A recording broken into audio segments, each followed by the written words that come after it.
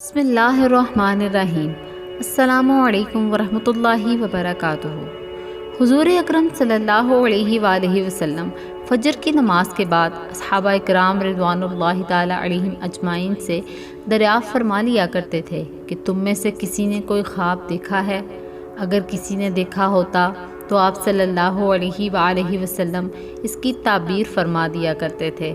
چنانچہ ایک مرتبہ جب آپ علیہ الصلوۃ والسلام نے صحابہ کرام رضوان اللہ تعالی علیہم اجمعین سے دریافت فرمایا اور کسی نے بھی خواب کا تذکرہ نہ کیا تو حضور اکرم صلی اللہ علیہ وآلہ وسلم نے ارشاد فرمایا کہ آج میں نے ایک خواب دیکھا ہے کہ دو آدمی میرے پاس آئے ہیں جو میرا ہاتھ پکڑ کر مجھ کو ایک مقدس سرزمین کی طرف لے چلے۔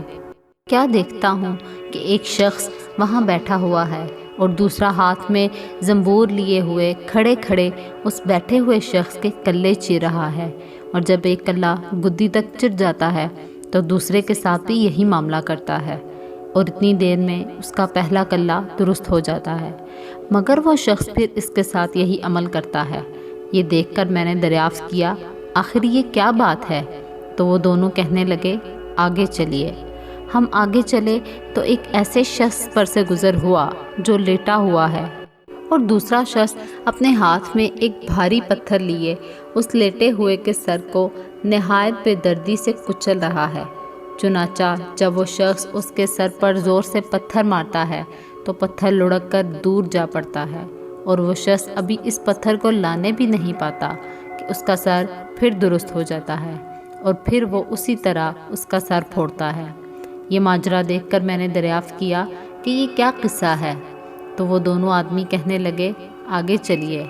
جب ہم آگے چل کر ایک ایسے غار پر پہنچے جو تنور کی طرح اندر سے کشادہ تھا اور اوپر سے تنگ، جس میں آگ دہک رہی تھی، اور بہت سے مرد و عورت اس میں پڑے ہوئے تھے۔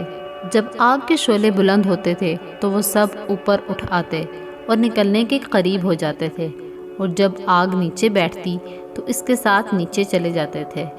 یہ دیکھ کر میں نے معلوم کیا کہ یہ معاملہ کیا ہے، تو وہ دونوں کہنے لگے آگے چلیے۔ آگے چل کر ہم نے دیکھا کہ ایک خون کی نہر میں ایک شخص کھڑا ہے، اور دوسرا شخص نہر کے کنارے پر کھڑا ہے جس کے سامنے بہت سے پتھر پڑے ہوئے ہیں۔ جس وقت اندر والا شخص نہر کے کنارے کی طرف آتا ہے اور نکلنا چاہتا ہے تو کنارے والا شخص زور سے اس کے منہ پر پتھر مارتا ہے کہ وہ پھر اسی جگہ پہنچ جاتا ہے۔ پھر نکلنا چاہتا ہے تو پھر پتھر مار کر اس کو اسی جگہ پہنچا دیا جاتا ہے۔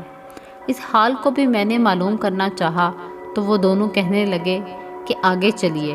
آگے چل کر ہم نے ایک ایسے سرسبز و شاداب باغ میں پہنچے جس میں ایک بڑے درخت کے نیچے ایک بوڑھا آدمی اور بہت سے بچے بیٹھے ہیں۔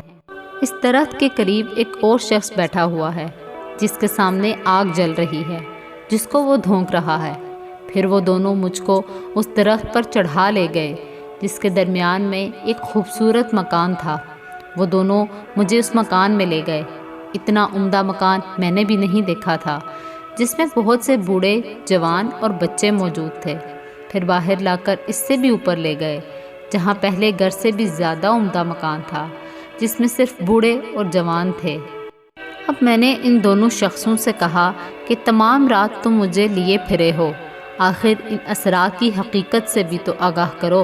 جب انہوں نے بتایا کہ جس شخص کے کلے چیرے جا رہے تھے وہ جھوٹا شخص ہے جس کی جھوٹی باتیں دنیا میں مشہور ہو جاتی تھیں، قیامت تک وہ اسی سزا میں جلتا رہے گا، اور جس کا سر پھوڑا جا رہا تھا وہ ایسا شخص ہے جس کو اللہ تعالیٰ نے علم قرآن عطا فرمایا، مگر وہ رات کو غافل ہو کر سو رہتا اور دن کو اس پر عمل نہ کرتا تھا، قیامت تک وہ اسی عذاب میں جلتا رہے گا۔ اور آگ کے غار میں زناکار پڑے ہیں اور خون کی نہر میں سود خور۔ ہاں وہ بڑے میاں جو سرسبز درخت کے نیچے بیٹھے تھے وہ حضرت ابراہیم علیہ السلام ہیں، اور ان کے گرد لوگوں کی نابالغ اولاد، اور اسی درخت کے قریب جو آگ دھونکنے والا شخص آپ نے دیکھا وہ مالک دروغہ دوزخ ہے، اور درخت کے اوپر والا وہ پہلا گھر جس میں آپ داخل ہوئے تھے عام مسلمانوں کا گھر ہے، اور دوسرا شہیدوں کا ہے۔ ہم دونوں آدمیوں میں سے میں جبرائیل ہوں اور یہ میکائیل علیہ السلام ہیں۔ اس کے بعد کہنے لگے ذرا سر اوپر اٹھائیے۔ میں نے سر اٹھا کر دیکھا تو میرے اوپر ایک سفید بادل مجھے نظر آیا۔ وہ کہنے لگے یہ آپ صلی اللہ علیہ وآلہ وسلم کا گھر ہے۔